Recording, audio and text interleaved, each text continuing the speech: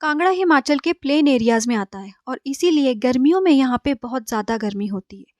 लेकिन ये सेम बात सर्दियों के लिए अप्लाई नहीं होती, क्योंकि हिमाचल में जब सर्दियाँ होती हैं तो कांगड़ा में भी कड़ाके की ठंड होती है। तो इसी बात को ध्यान में रखते हुए हमारी आज की रेसिपी है सर्दियों से रिलेटेड। हम लोग सर्दियों में यहाँ पे एक स्पेशल दाल खाते हैं जिसे हम स्पेशली सिर्फ सर्दियों में ही बनाते हैं। ये दाल बेसिकली एक इम्यूनिटी बूस्टर है जो हमें सर्दियों में ठंड से बचाती है और हमारी प्रतिरोधक क्षमता को भी बढ़ाती है।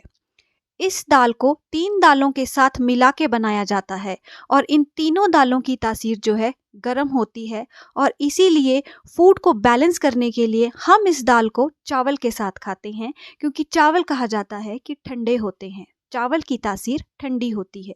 तो चलिए शुरू करते हैं हमारी आज की रेसिपी, सर्दियों वाली स्पेशल हिमाचली दाल। ये दाल जो है 3 दालों को मिला के बनाई जाती है जिसे हम कहते हैं कुल्थ, माँ और रौंग की दाल। तो इसमें पहली दाल है कुल्थ की दाल। जी हाँ, हॉर्स ग्राम। इसे वैसे भी बहुत निरोगी दाल माना जाता है।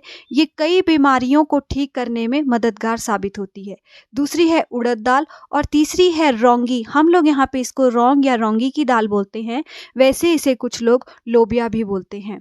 तो इन तीनों दालों को साफ करने के बाद मैंने इकट्ठा कर लिया था और उसके बाद मैंने इन्हें धो के प्रेशर कुकर में ट्रांसफ़र किया था इसे उबालने के लिए। तो दाल को उबालते हुए मैंने इसमें डाला था हल्दी, नमक और मस्टर्ड ऑयल। इस दाल को बनाते हुए मस्टर्ड ऑयल थोड़ा सा ज़्यादा डलता है, नॉर्मल से ज़्यादा। अगर आप नॉर्मल दाल को बनाते हुए 1 चम्मच मस्टर्ड ऑयल डालते हैं तो इस दाल को बनाते हुए 2 चम्मच मस्टर्ड ऑयल डालिएगा। मैं इस दाल को 15 से 20 मिनट तक मीडियम फ्लेम में पका लूँगी, उबाल लूँगी। और साथ ही मैंने तैयारी की थी तड़के की। तो उसके लिए मैंने यहाँ पे 1.5 प्याज लिया था, उसे बिल्कुल बारीक बारीक काट लिया था। साथ में लिया था लहसुन और अदरक। आप चाहें तो पीस के ले सकते हैं, हम लोग इस दाल में इसी तरह से डालते हैं तो ऐसे ही लिया था। साथ में लिया था 1 टमाटर और 1.5 हरी मिर्ची। तो उसके बाद मैंने यहाँ पे एक मिट्टी का बर्तन लिया था। हम इस दाल को छौंक जो है वो मिट्टी के बर्तन में लगाते हैं।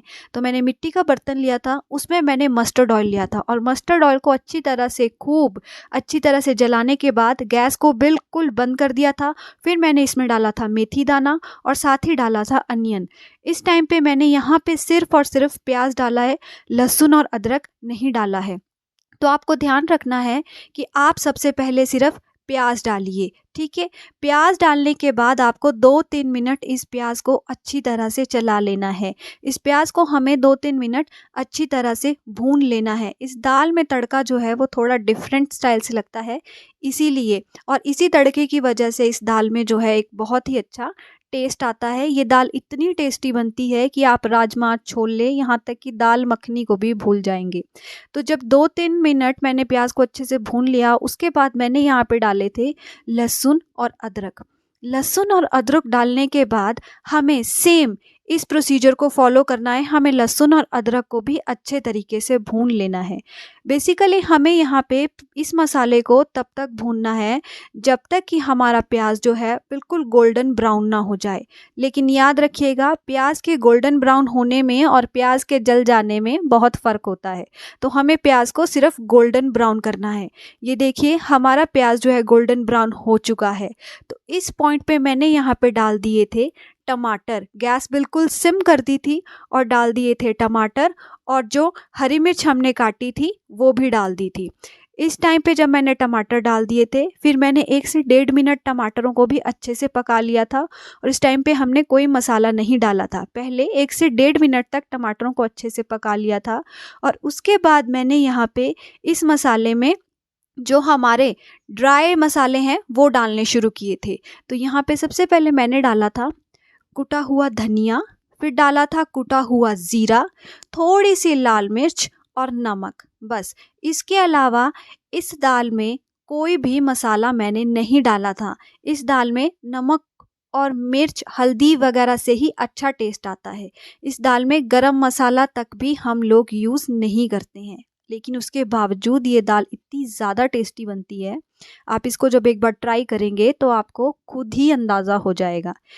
ठीक है, तो ये सब मसाले डालने के बाद यहाँ पे हमें अच्छी तरह से मसाले को भून लेना है, टमाटरों को अच्छी तरह से भून लेना है। एक बार जब नमक डल जाएगा तो टमाटर जो है अपने आप ही ईज़िली गलने शुरू हो जाएंगे।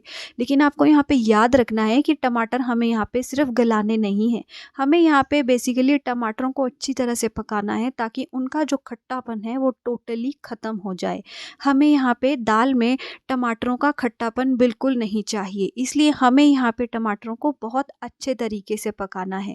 तो इसका मतलब है कि टमाटरों को भी आपको यहाँ पे कम से कम 4 से 5 मिनट तक अच्छी तरह से पकाना पड़ेगा, ताकि टमाटर अच्छी तरह से पक जाए और इनका जो खट्टापन है वो पूरी तरह से ख़त्म हो जाए।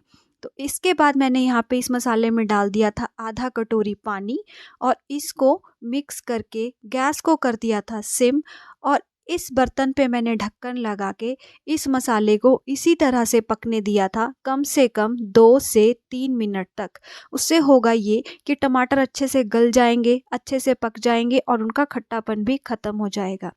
2 से 3 मिनट बाद जब हमने ढक्कन उठा के देखा तो ये देखिए टमाटर जो थे कलर में थोड़े से और भी ज़्यादा डार्क हो गए हैं और ये अच्छी तरीके से पक चुके हैं। इनकी जो अपनी नेचुरल खटास है वो इस टाइम पे ख़त्म हो चुकी है। दाल में हमें इन टमाटरों की खटास वाला फ्लेवर नहीं चाहिए, हमें बिल्कुल पके हुए टमाटरों का फ्लेवर चाहिए, इसीलिए टमाटरों को इस तरह से पकाया जाता है।